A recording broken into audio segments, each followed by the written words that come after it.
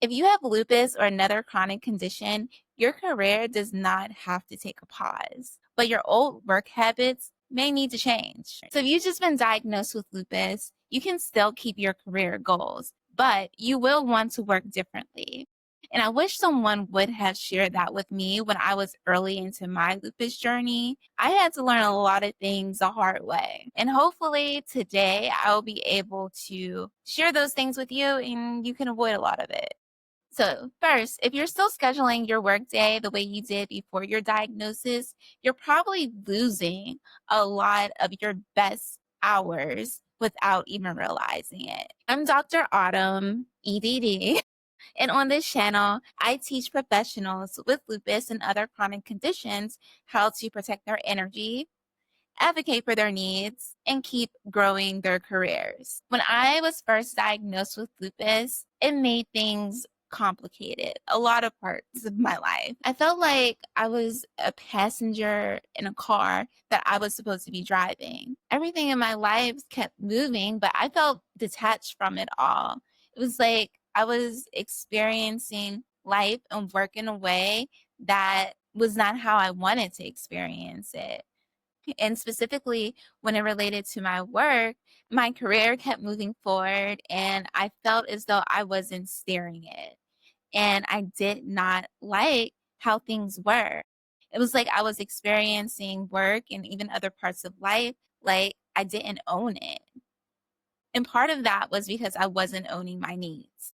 In some ways, I felt that I wouldn't seem as professional if I truly owned my needs. If I was truly honest about my needs, there were certain things that I was expected to do in my role that might make me seem not as committed to my role. And I shared openly that I had lupus, and I let people know that there were certain things that I couldn't do, but disclosure isn't the same as advocacy. And that's not something that I did well back then. I didn't advocate for myself. And what I know now is that no one's going to do it for you.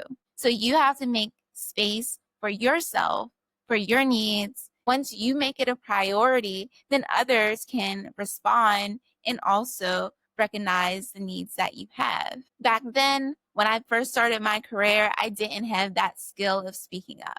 That's something that I've had to learn over years. But unfortunately, because I didn't speak up back then, I wasn't able to work most efficiently. And it created a lot of extra stress that I didn't have to have at the time if I had learned to speak up for my needs. So that gap actually created like this constant pull inside of me. On the outside, it looks like I was fine. I mean, I was doing all the things that I needed to do, but inside, my choices were really affecting my health and my well-being, not just physical, but mental as well. I mean, it really gets exhausting to perform like everything is okay when you know it's not. And one thing that I learned is that building the foundation of how you will work with lupus in the long run is critical. It really matters because if you don't already know this, lupus is not static. It's going to change up and it's not going to stay the same. So when you're building the foundation for how you're going to work with lupus, it starts with learning yourself.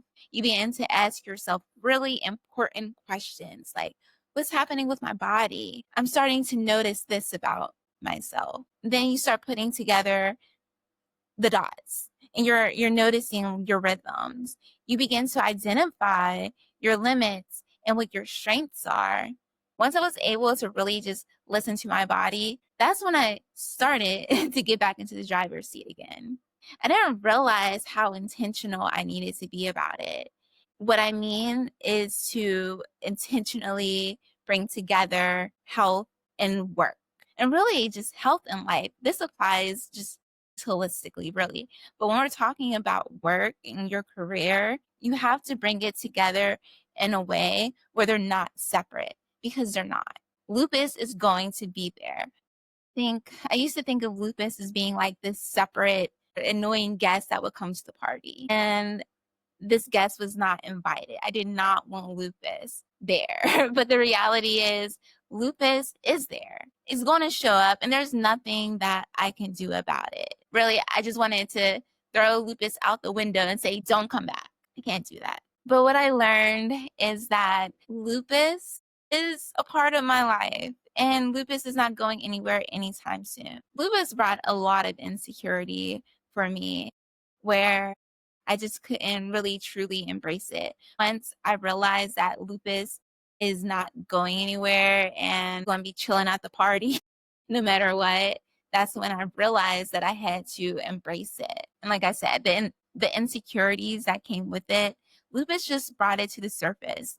Those insecurities would have showed up in other ways, and that's because they were always there. Lupus is a part of my life that requires attention, not denial. For me, that showed up in something as simple as being out in the sun. The sun didn't make me just like uncomfortable. It was dangerous for me, and it still is dangerous for me. But back then, I kept quiet and I pushed through this expectation that I would need to be outside as part of my professional responsibilities. But in reality, someone else could have stepped out there. And instead, I put myself in harm's way because I didn't want it to seem difficult. I didn't fully accept the shift that I needed for myself until much later. And part of that was just, again, listening to myself. There was just this soft voice inside of me telling myself, like, Autumn, you're not aligned with yourself right now. And that's when I began to listen. And then my response was not to deny it or try to quiet that voice. My response was to make adjustments to my environment.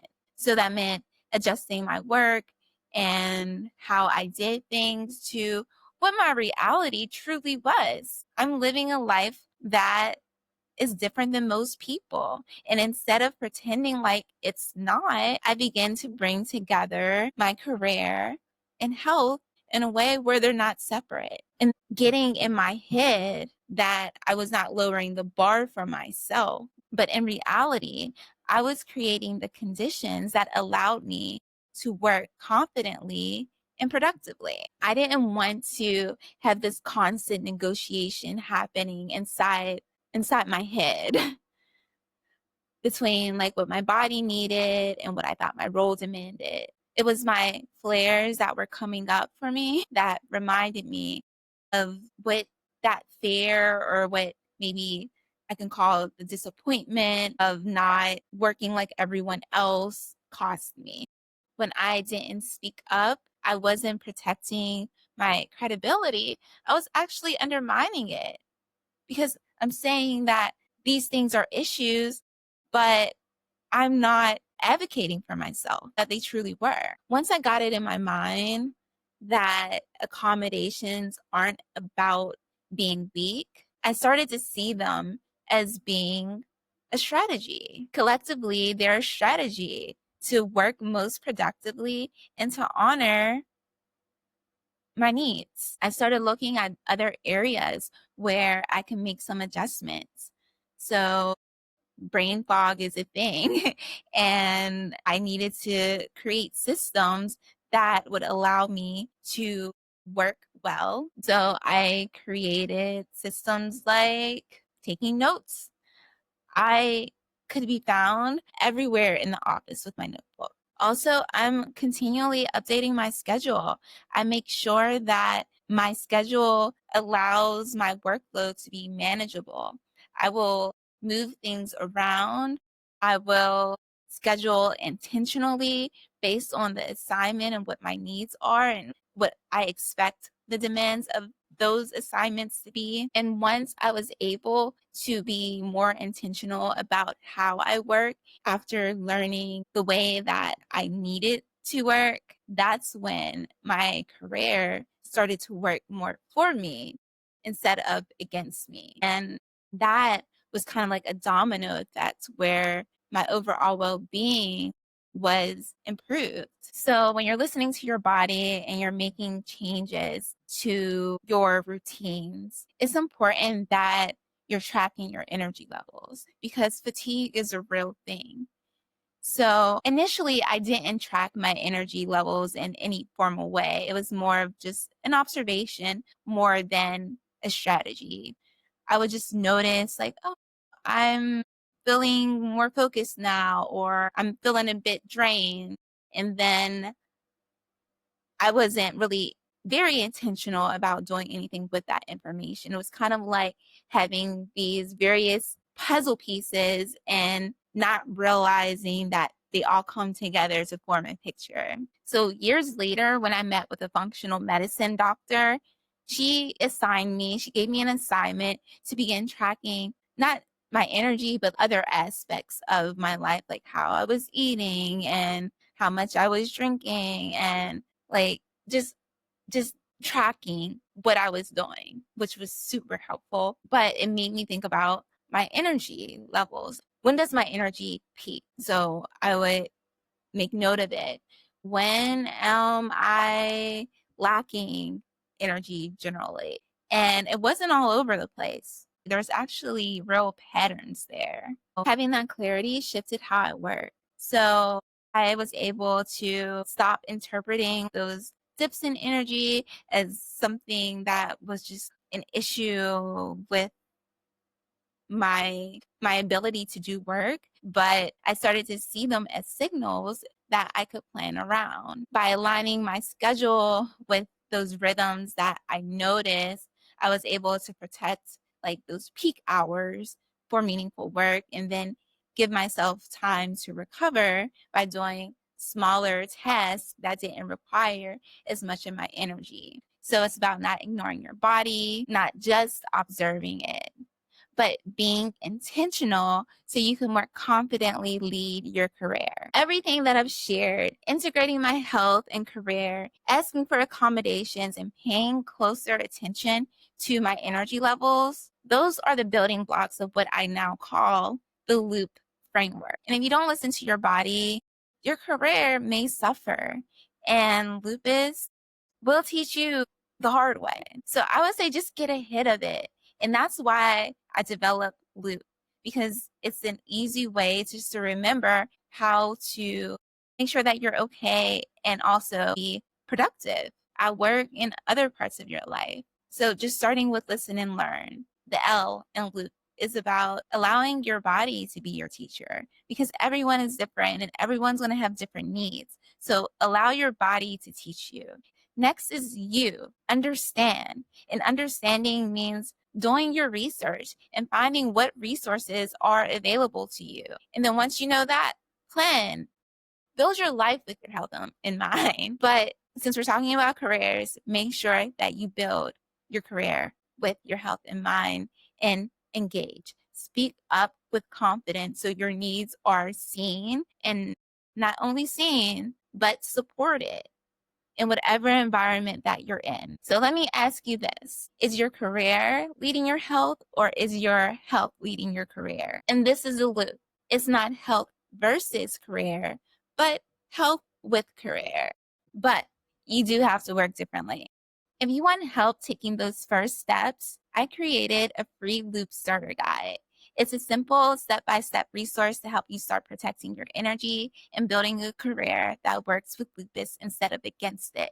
You can download it in the link in the description. And if this video helped you in any way, please hit that like button so more people with lupus can find these strategies. And don't forget to subscribe for more ways to thrive at work with lupus.